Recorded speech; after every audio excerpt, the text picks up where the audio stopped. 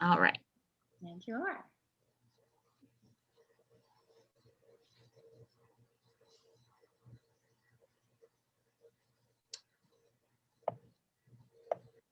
People are tuning in. Hi, everybody. Thank you for joining us.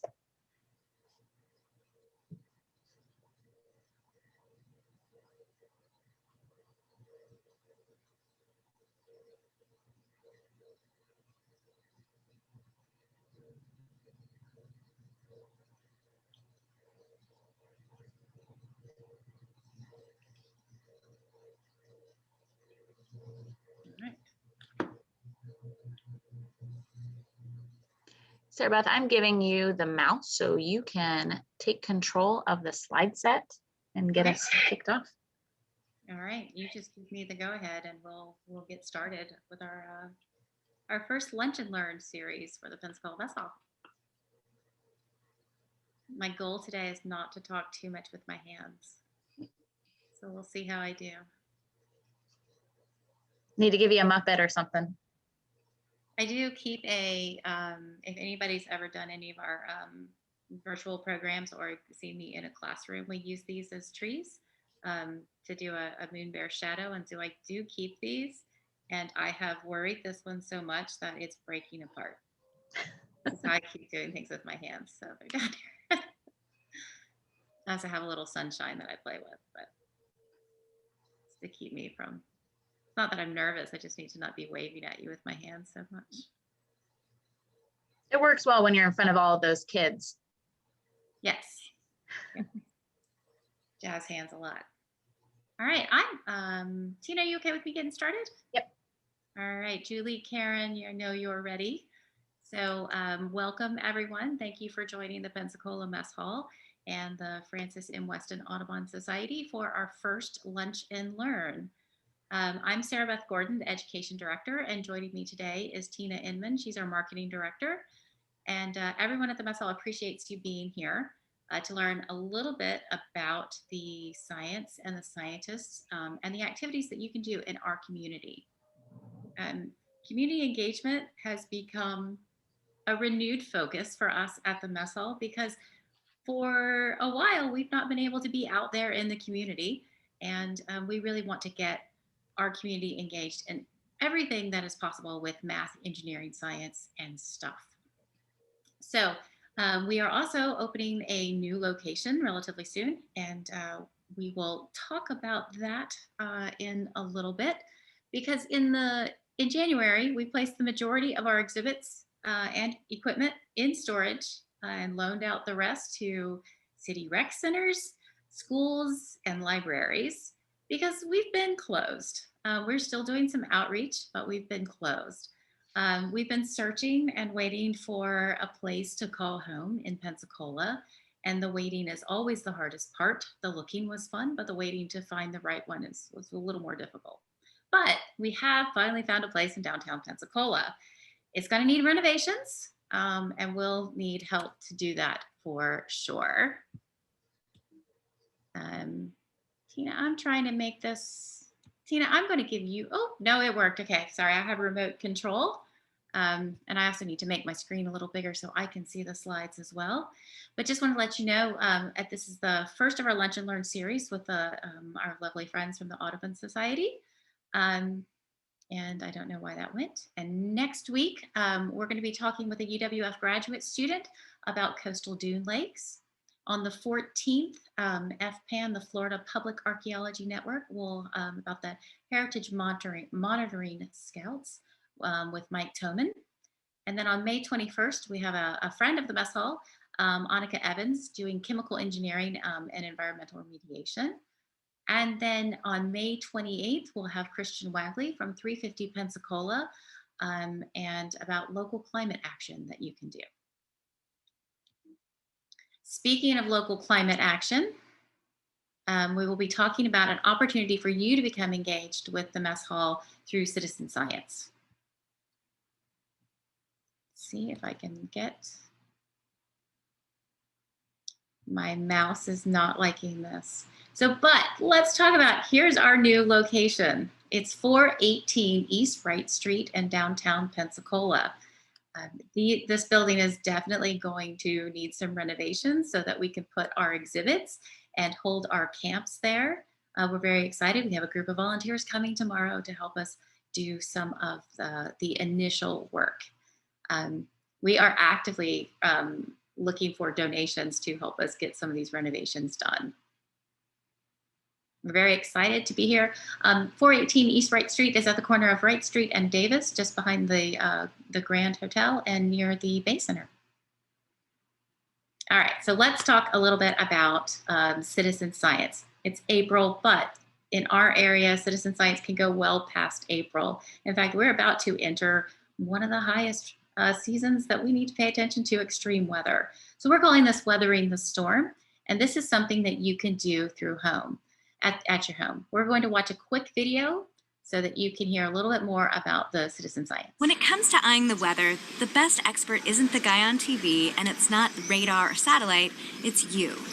Weather impacts everyone and everything, so when it changes, we need to know how it's changing us and our communities. My name is Julia Kamari-Drapkin, and I'm the founder of I See Change.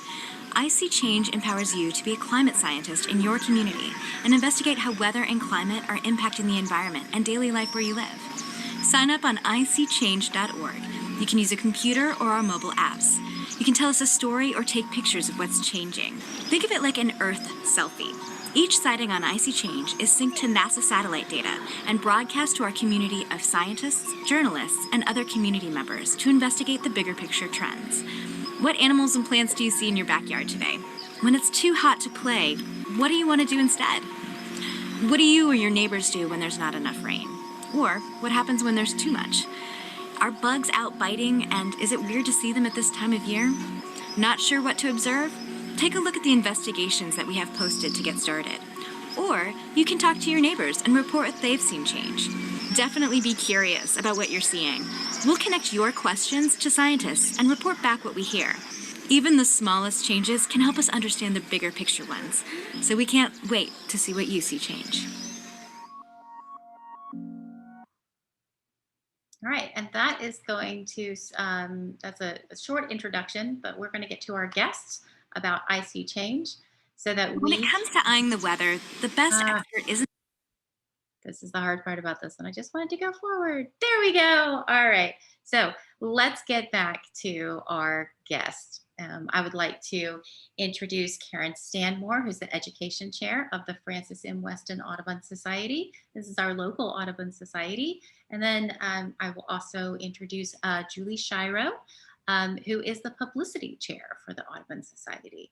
So I'm going to relinquish my ability to control so that Karen and Julie can talk about what their science journey as well as the Audubon Society. So Karen? Thank you. Thank you, Sarah Beth and Tina, for inviting us to your Lunch and Learn today. I am just going to start my screen share here. Okay. Just a little bit about Francis M. Weston before we begin. Okay, here we go.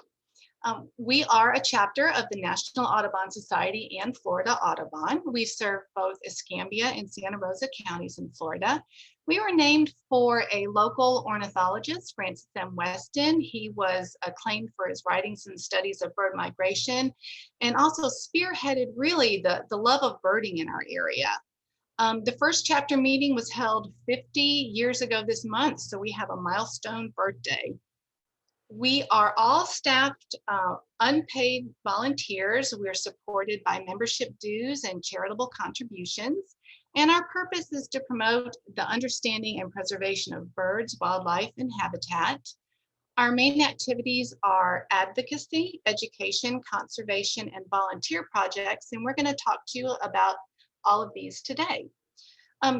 Julie and I were asked to speak to you about all that our local Audubon chapter has to offer to the community, and to also talk about what inspired our passion for the science of ornithology. Well, for me, it all started with a spark bird. So what is a spark bird? I found this definition online and I thought it was just perfect. A spark bird is defined as the bird that helped spark your interest in birding. It helped open your eyes to the incredible beauty, mystery, and excitement of birds in nature. It's a pivotal moment where your world has changed and there's no way you're going back. And for me personally, that happened 7 years ago. It was an April morning. My husband and I had just moved into a new home. We live on Inverarity Island, which is on the west end of town near Perdido Key. We have a lot of trees in the yard, and I thought, I'm going to hang up a bird feeder. You know, I'll probably get some cardinals and chickadees, and I got those. But about an hour into it, this bird appeared on my feeder. And I thought, what is that? I had never seen anything like this before. It was beautiful. Now, back then, I didn't even have a field guide. I had no way to identify this bird, but I did have a computer. I got online and I found the website for our local chapter, Francis M. Weston. There was a phone number there for a lady named Lucy Duncan, and I called her.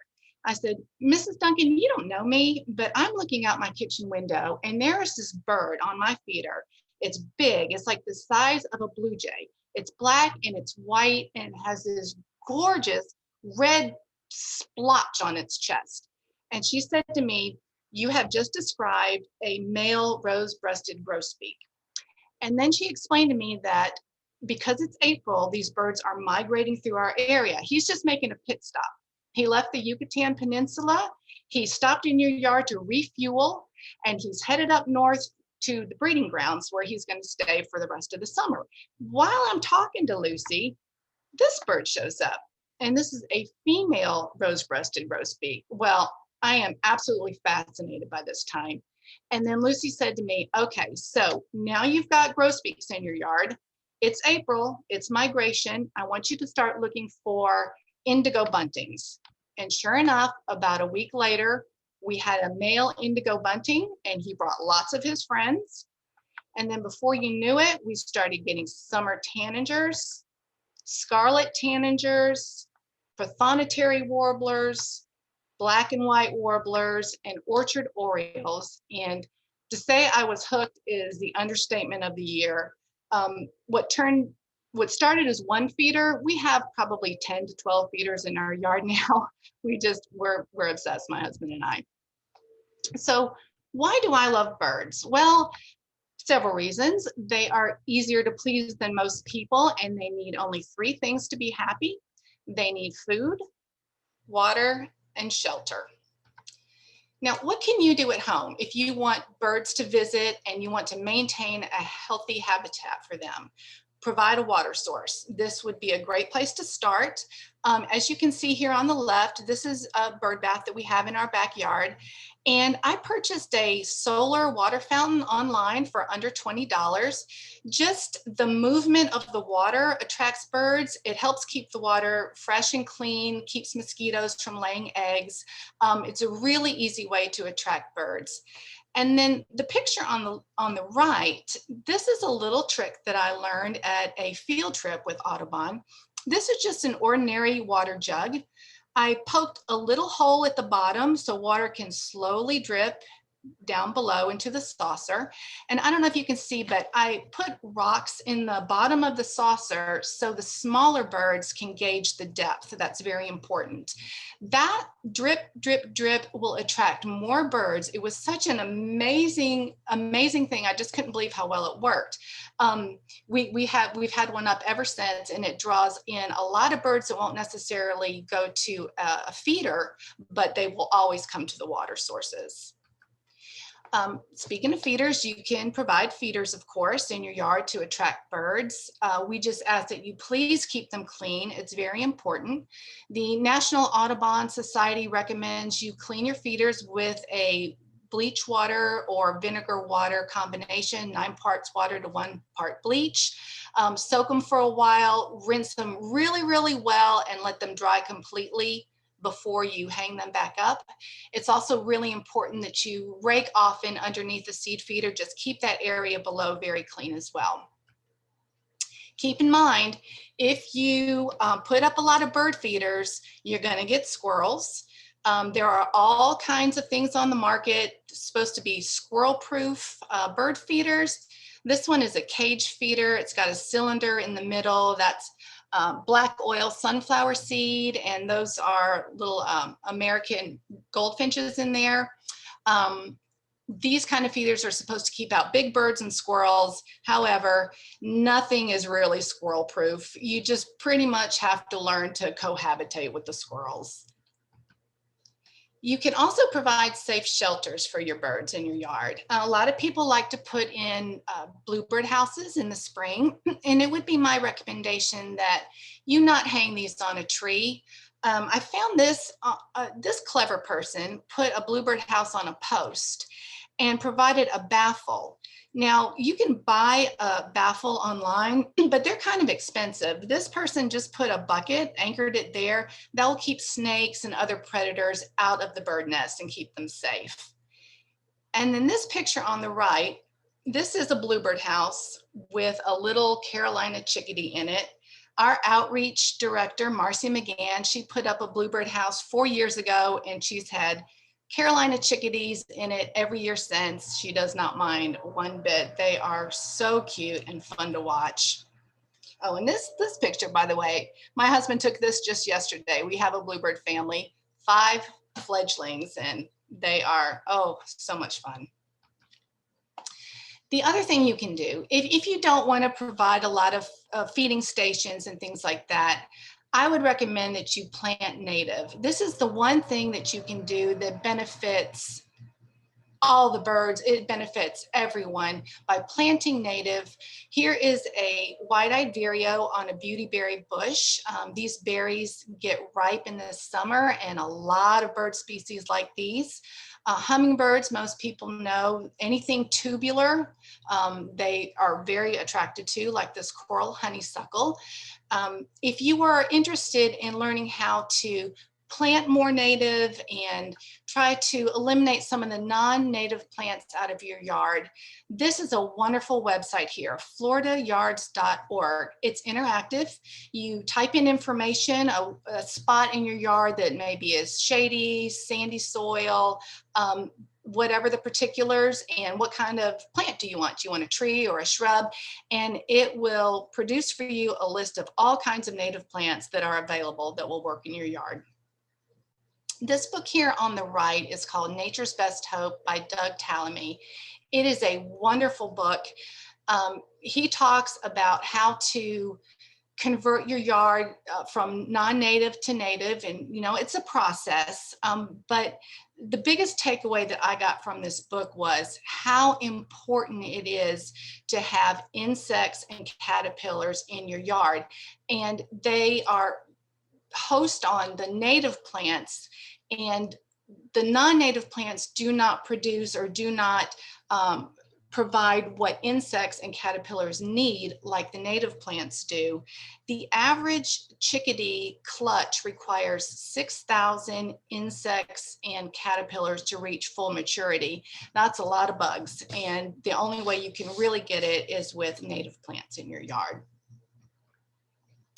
So I've been watching birds for a while now, and I like to record the birds that I see in my yard and when I travel. I do all of that at ebird.org, and this is a wonderful website.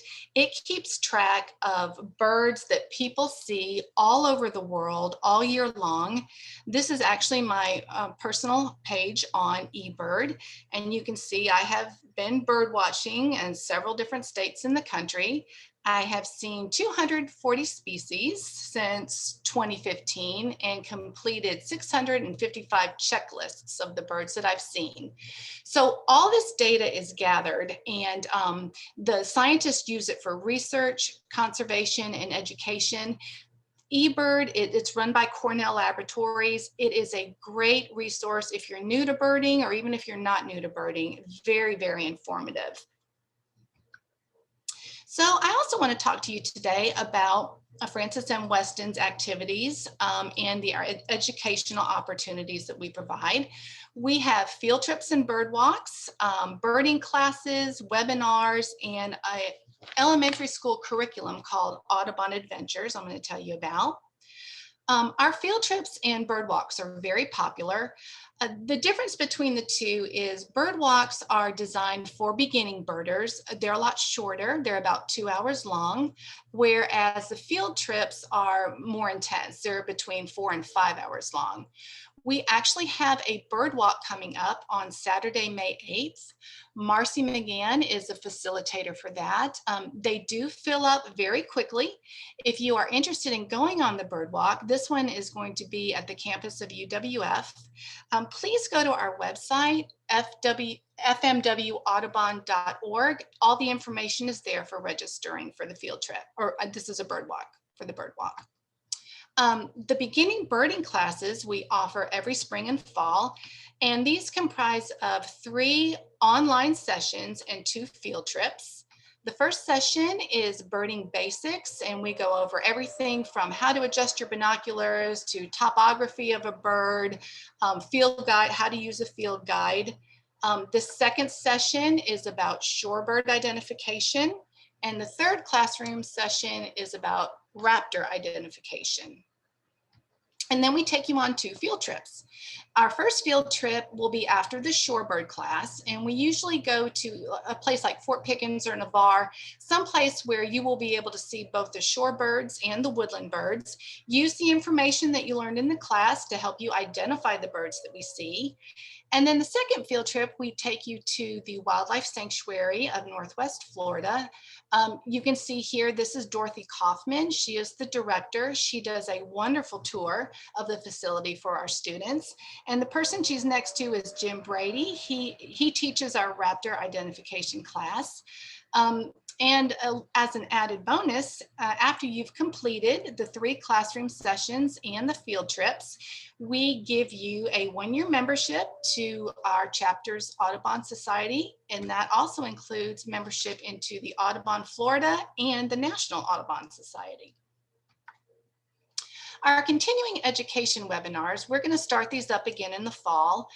We're going to have the Duncans on bird migration.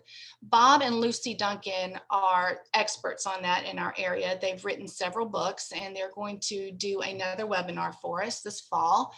Some other ones that we're working on are how to attract and identify backyard birds, identifying birds by ear, and where are the best local birding hotspots. We're going to do a webinar on that as well. Audubon Adventures. This is a wonderful classroom curriculum for grades 3 through 5. It is produced by the National Audubon Society, and it introduces children into the world of nature, wildlife, conservation. They concentrate a lot on climate change and how to take care of the earth. It's a wonderful program. If you want more information about that, they have a wonderful website, audubonadventures.org. And we do a fundraiser every year in our chapter. So we have funds where we are able to offer this curriculum to classroom teachers that would like to use it for grades 3 through 5. And then this year they started doing homeschool curriculum as well. And we do have availability for you, anybody today who is attending the Lunch and Learn that would like to have one of these kits. I will be happy to order one for you. You can just contact me at karen.stanmore@gmail.com. I will send you a list of all the topics available. This is just a very small sampling, and we'll get one ordered for you and sent to you. For a relatively small chapter that is run strictly by volunteers, Francis and Weston does have a lot of opportunities for people to plug into our community. You can learn more about volunteering with our Winter Shorebird Survey program. We have Eagle Watch program, planting native trees and plants at Bruce Beach, and summer monitoring of rooftop nesting terns. Last November, we had 200 native trees and plants that we installed at Bruce Beach. This is a relatively small area. It's located over by Maritime Park. The idea was we wanted a habitat for migratory birds and local birds. And we got a lot of donations, a lot of funding, and we're able to create this oasis. It's just lovely, but it does need maintaining. We need volunteers to help keep it watered. And next November, 2021, we are having another planting party, and we desperately need volunteers for that as well. So if anyone here today is interested in volunteering at Bruce Beach, Steve Coster is the contact for that. He can be reached at steve.coster@hotmail.com. And all of these email addresses we'll have for you at the end of the presentation as well. Our local Eagle Watch. Well, who doesn't love eagles, first of all, but we have a program where volunteers monitor nests both at Santa Rosa and Escambia counties. There is training required. It's only about a 2-hour training program. It's online. Volunteers are needed October through March. And if you are interested in monitoring an eagle nest, contact Jim Brady. He can be reached at bbrady@bellsouth.net, or you can get more information at our website, fmwaudubon.org. So now I'm going to turn the screen share over to Julie, and she is going to talk to you about her passion, which is shorebirds.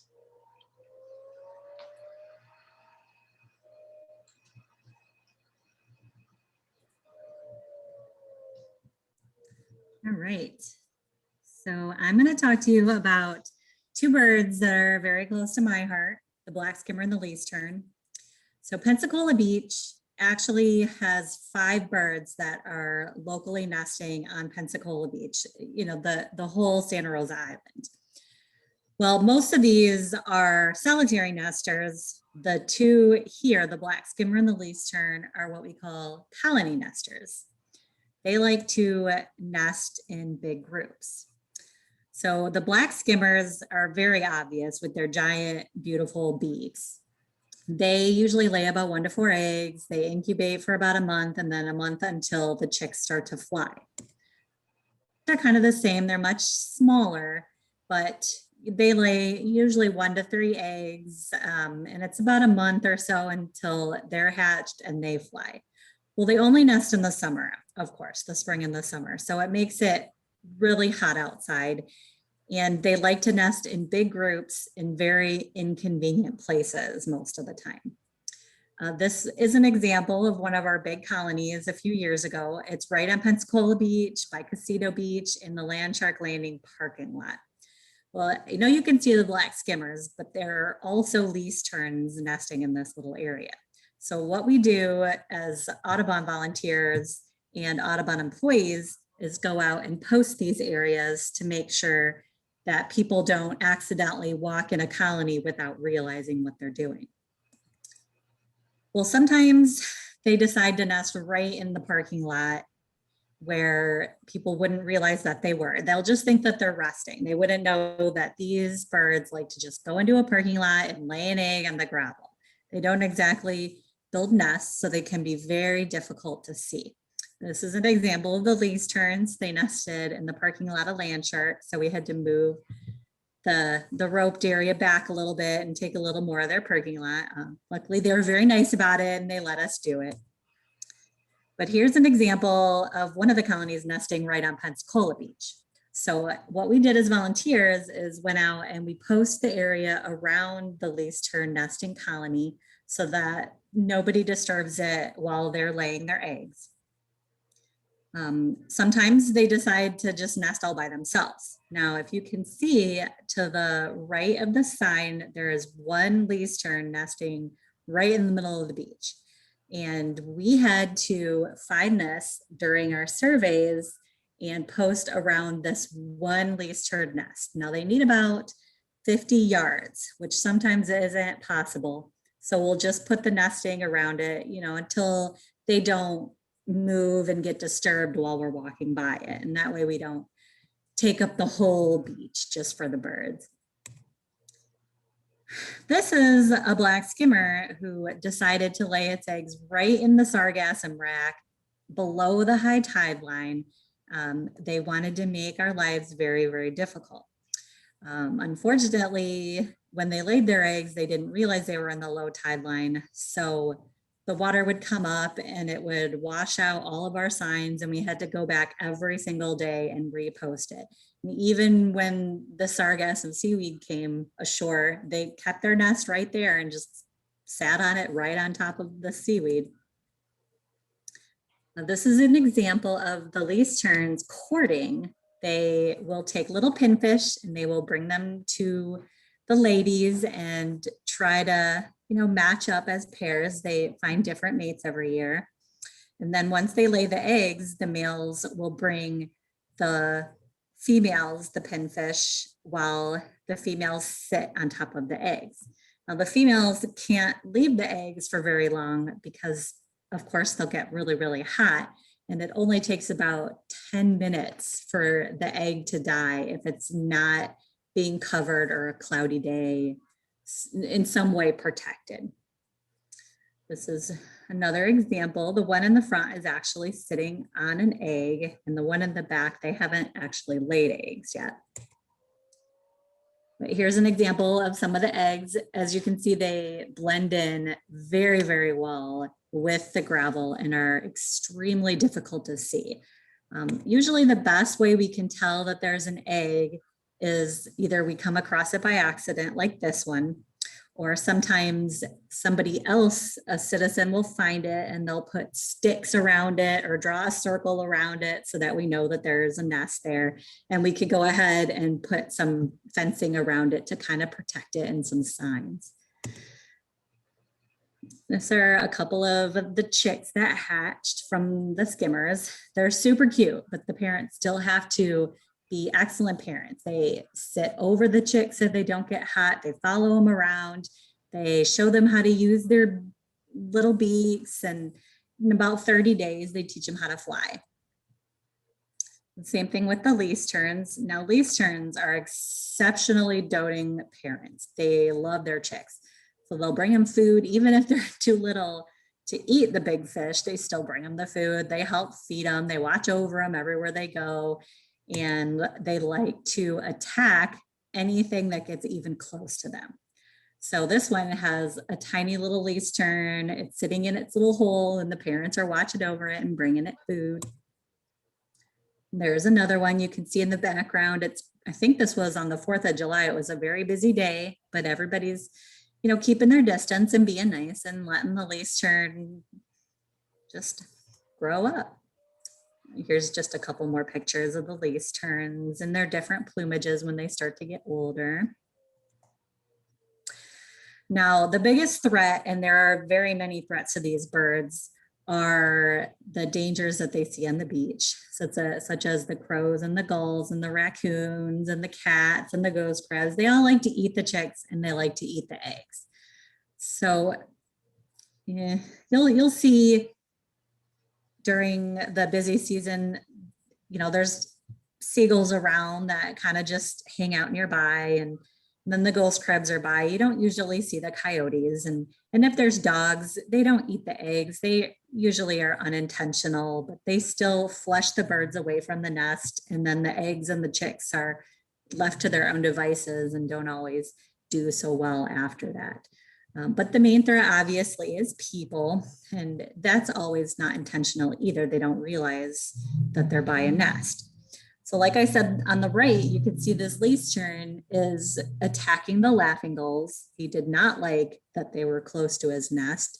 The gulls were actually just sitting by the nesting area drinking water, but the least tern doesn't know. He thinks everything is there to eat his eggs, and they will attack humans. They will attack anything that comes near. And if you don't like that, you might want to move out of the way because they will poop on your head.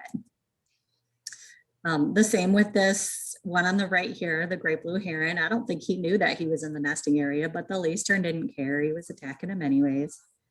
The gold-billed terns on the left, they like to eat the eggs for sure. So they'll flush the birds off the nest and eat all their eggs. On the left, that's coyote tracks. So that goes right through the nesting area. And on the right, you know, the biggest threat, people, they weren't paying attention and they walked right through the nesting area. Now, what you can do is we have volunteers called Shorebird Stewards. Their mission is to educate people in a friendly manner. They provide education about other issues facing the nesting birds. They help identify the birds, and they train you on how to see the eggs that are in the area. So basically what a shorebird steward does is they're glorified babysitters. They like to sit near a nesting area, usually a busy one on a busy day, and will, you know, just educate people who walk by on why it's roped off and why it's important that we that these are threatened species. And it's actually pretty fun. Now we ask that you be 18 or older to be a volunteer, but we do have lots of families that come out and do it as a family. And basically, you know, you're just in the area, you can still go swimming, and as long as you're keeping an eye on the nesting areas. We want you just to kind of protect the nesting areas, make sure nobody throws beach balls in there and hot dogs. You know, these birds, they're not gulls, they don't eat bread, they don't eat chips. So we want to make sure people aren't accidentally throwing things in there, and we want you to do it in a positive way. So this would be an example of a site where you would just kind of sit and watch and make sure, you know, they're not flushing the birds off the eggs.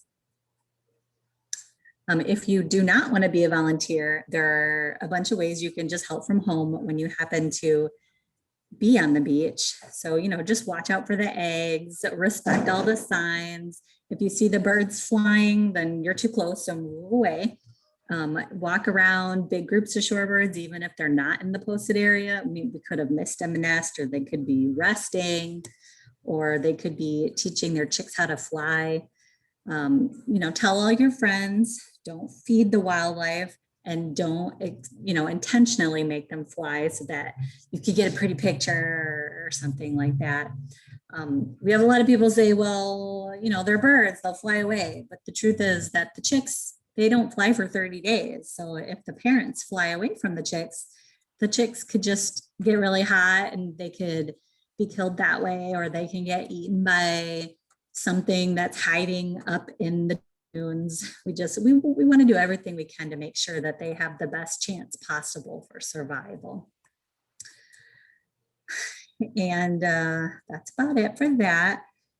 So if anybody has any questions on our website, we have all of our contact information. All of us have our own specialties. I am in charge of the Facebook page. So anytime we have a volunteer, you know, call for volunteers where we need something, I will always post it on the Facebook page where you guys can ask questions and you can sign up and find out what's going on. So make sure that you like our Facebook page. I think that's about all. Karen, do we have anything else?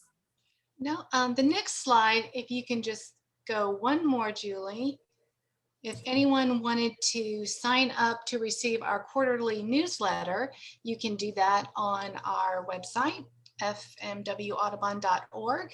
And it's a wonderful newsletter. The latest edition just came out, but you can find that on the website as well. All right, thank you, Julie. Thank you, Karen. I know that I have some questions, so if any of our participants have questions, you can pop those in the box.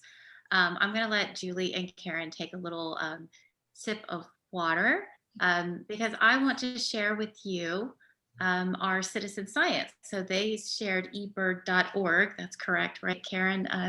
Where you could, if you're a bird watcher, and I definitely am. I don't know that I'm an official bird watcher, but I may have to start doing this. Like ebird.org, we have a way for you to become a citizen science, and it has to do with extreme weather events. Tina, do you have a slide for this that shows all the information? I'm going to let Tina. Yes, I do. All right, if you could go ahead and get that. And I'll let you have that control because I don't want to forward too quickly because I'm going to be reading a lot of things. All right. All right. So we'll let Tina pop that up so you can see the slides that we have so that you can see the information about how to be a citizen science. So if you really want to do ebird.org, I could really want you to do that because that is super cool. But we have started, if you go to, you can document flooding and precipitation, rain. For us, it's rain. We don't get much else that you witness. This is called weathering the storm because in our area, we have those 100-year events are happening more and more. And one way to do this is to have more citizen scientists or more eyes on what's going on. And so you can collect data simply through your laptop or your cell phone. I know Tina and I both have signed up to do this as well. So what we'd like to do is we'd like to take these observations to help not only us at the mess hall, but to our science partners and those city planning partners as well to know where those issues are. So here's how you do it. You go to scistarter.org, NOAA-MESS Hall, and you create an account. It's very easy. And then using that same email that you used to create that account on scistarter.org, you start with I See Change. And through I See Change, it's like Instagram for rain or Instagram for the environment. Like she said, an Earth selfie. It's really easy to take a picture and then write your observations as well. So once you submit those images and observations, we'll be able to share those with our local resiliency planners, because that's what it is. We have to become resilient climate actors. We have to learn how to deal with what's going on in our environment, and then that helps us live more sustainably. So collectively, all this data collected by citizens creates a historical record for our region and helps us identify problems and problem areas during extreme precipitation. So I know Tina has popped the link to our website with all the information in the chat, or will soon, or email us at info@pensacolamesshall.org to get more information. Now, once we know the problem, the question is, what do we do about it? There will be a national forum that's going to be held later this summer. With the idea is to engage participants at the intersection of science and society. Because once we have the science, what do we do with it? How do we use that science to make policy? We've done forums like this before, like, do we engineer the mosquito? We've done climate interactives. What about gene editing humans? All of these are questions where science and society interact. So we hope we'll make that, they haven't have a date yet for it, but we'll make that announcement once we do. You can also go to our website, pensacolamesshall.org. We've updated our website if you have not seen it to make it a little easier for you to navigate it as well. So we hope that you'll be a part of that forum. I know I certainly will, so that we can have simulated resilience planning, so that we can guide those public participants through discussions and because there are tough decisions that have to be made. So it's good for us to experience what that is so we can protect our community. All right, let's get back to questions. I don't know if I can't see my chat right now. I did have some questions, Julie and Karen. And I'm going to go back to my bird questions. Now, I do live near the beach, so shorebirds, I love them. They're also really interesting. If you are riding a bike down Pensacola Beach, you are bound to be accosted by a least tern. Now, I know you said it, but least terns are a protected species. Can you tell us more about what that means? Both least terns and black skimmers are threatened species. They're not endangered, but they are threatened. So they're protected under the Migratory Bird Treaty Act. So that means that we're not allowed to touch the eggs. We're not allowed to move the eggs. We have to do basically everything in our power to protect any nesting and any eggs and even the adult birds themselves. Okay, all right. And then I know that at least for the past 2 years, we've had some very interesting storms that have brought the tide very high onto the beach in the month of May, where there are a lot of least terns and skimmers nesting. What Mhm. happens to those nests when the high tides are much, much higher? Well, unfortunately, if the nests don't make it, if it's early enough in the season, like in May, then the birds will just re-nest. So that's the good thing. The bad thing is when it happens over and over again, like the year that I was in charge of the nests, almost nothing went as planned. And I don't think many of the birds nested successfully at all. If there's a hurricane, you can pretty much count it out. If they're late in the season, they might make it. They might have already fledged and everything's okay. But if we have bad storms early in the season, yeah, it's a tough job for these little birds. They need all the help that they can get.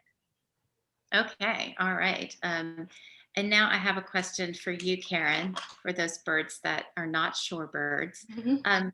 I've had experiences before where wrens, I don't know if they're house wrens, if they're other like Carolina wrens, but wrens tend to nest in the strangest places.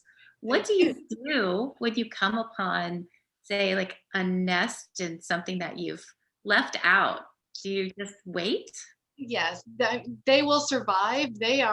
It's probably a Carolina wren that you are seeing in these nests in odd places. And they are, they're survivors. You know, that I had a neighbor that every year these little Carolina wrens would get into their screen porch and they didn't have a clue how they got in or got out, but they did every year. So, you know, just if you can, just leave them be until they've fledged, the babies have fledged, and then maybe you can move the nest after that. Ah, okay. So we do have a question from Julie Williams, whose daughter wanted to know, where do the birds go during a hurricane? And that could be for either one of you because hurricanes just don't affect the barrier islands. Well, I mean, the shorebirds, if they have a nest on the ground, they will stay with that nest the whole time. I mean, they are extremely careful parents. As for the rest of the birds, a lot of them can see the storm coming, they can sense it, and they'll just go somewhere else. But they'll do what every other bird does, and they'll just kind of hunker down in trees. Hunker down. Okay, so hunker down. That goes for birds and humans then. Yeah. All right. Um, so we have a question from Megan who says, my husband's office building occasionally has several dead birds beside it. They're beautiful and probably died from hitting the windows. What kind of mitigation can we do to keep birds from hitting these large, beautiful windows that we put in our buildings? Yeah, window strikes are a really bad problem. You can put decals up, just something that would make the birds know that it is not, that it's a window, it's not open air. That's a toughie, but you know, a lot of buildings now, they have mirrored windows, and those are very, very bad. But if you can put decals up, do that, something to let the birds know that that is a hard object. Okay, all right. If it's not a high building, even plants and trees will stop them from hitting the windows. Ah, okay. All right. So again, putting native species and things around where they can. Okay. All right. Really good. I know that you stated this, but can you repeat how often we should clean the bird feeders? Is it every time that we refill, or once a season, or? In the summer, I do it about every other day, just because of the humidity and the mold. In the winter, you could probably get away with once a week, but that would be a good rule of thumb. Okay, and this is because this is, as you were saying, the mold, but it's mold and bacteria. It's the same types of infectious agents that can cause us to get a cold, can affect birds. Yeah, and you know, there was a problem this year too with salmonella, and they were recommending really pretty much across the nation that people be extra diligent in cleaning out feeders because that's highly contagious. We didn't have a bad problem here in our area, but if you get wind of something like that, or if you see what looks like a sick bird, take your feeders down immediately, clean them thoroughly, and just leave them down for a few weeks just to make sure that, you know, it's safe again for the birds to feed from your feeders. Okay. Hummingbird feeders need to be cleaned quite often in the summer. If it's hot, if it's out in the sun, in the sun more than in the shade, you need to change that water daily. Yeah. All right. Well, I have definitely learned something because we do have bird feeders at the mess hall, which we'll have to put them back up, but we'll make sure we give them a really good scrub, something for our volunteers to do during the summer. We'll have to add that to the list of things to do. Okay, so I have often thought this question before. Does a black skimmer have eyes? Yes, it has eyes. It's in the black part, so they are kind of hard to see. But yes. And now I know what the black skimmers, they have that strange beak, but can you explain the beak, Julie, as to what makes Sure. it so different than other Oh my beaks? gosh, they are the neatest birds ever. If you watch them catch fish, what they do is they fly over the water right above it and they'll open their beak, and the bottom one is much longer than the top one. And they will skim over the top of the water until their beak touches something, and then they snap shut really fast and catch the fish in it. So when you see the chicks kind of starting to play with their beaks, they'll run in the sand and in the water, and they'll have their beak open and or their bill, whatever, and just kind of practice using it. And it's really kind of funny to watch. But if you ever see the black skimmers in the water actually doing the skimming, it is a sight to see. It's really fun. But and if you look really closely too, from the side, it looks huge. It's really long, but if you look at it from the front, it's actually like really laser thin. I don't know how they do it. It looks hard to me, but it's fun to watch for sure. And these are things that you might be able to see if you go on some of those field trips or bird walks that you were talking about. Yes, Karen? Yes, absolutely. All Depending on the time of year. Yep. All right, great. Well, Tina, you'll love this question because you have cats, and Julie, I know that you have a cat as well. Tina recently enclosed a back porch so that her cats could happily watch birds. But this question is, what about house cat concerns in backyard bird watching? That's a problem. Loss of habitat is a big issue, and I think the next, I don't know the exact statistic, but loss of birds due to cats ranks way up there. It's a concern. What can you do about a neighbor's cat?